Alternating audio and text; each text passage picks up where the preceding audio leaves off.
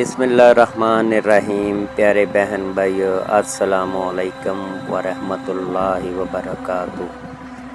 हर नमाज में सबसे पहले अपने वालिदैन के लिए दुआ मांगें, चाहे वो ज़िंदा हों या फौत हो गए हों, क्योंकि अल्लाह ताला के पास आपके लिए इनकी दुआएं तब से जमा हो रही होती हैं जब से आप पैदा हुए हैं। ऐ मेरे रब, इन पर रहम फरमा जैसे उन्होंने मेरे बचपन में मेरी परवरिश की। एक बुज़ुर्ग बीमार हुए तो इनकी वालिदा इनकी इयादत को तशरीफ़ लाई।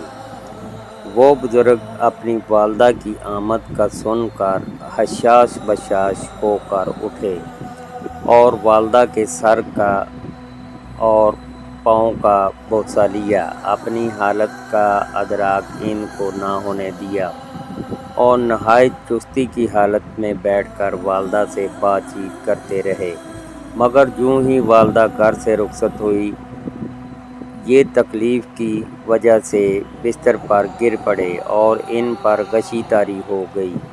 जब होश आया तो अहले खाना ने पूछा कि आपने इस तरह अपने आप को मुशक्क़त में क्यों डाला, तो फरमाने लगे कि बच्चे की हर हाय और दर्द भरी आवाज़ वालिदैन के दिल में ज़ख्म कर देती है।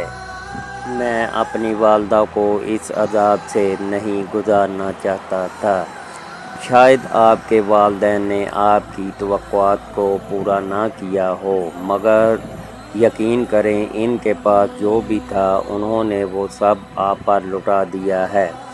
जब हम ज़िंदगी की रौनकों में मशगूल होते हैं तो भले वालिदैन को भूल जाएं, लेकिन दुख में सबसे पहले वही याद आते हैं। वालिदैन की कदर करो, ये वो दरख्त है जो उखड़ जाए तो फिर कभी नहीं लगता।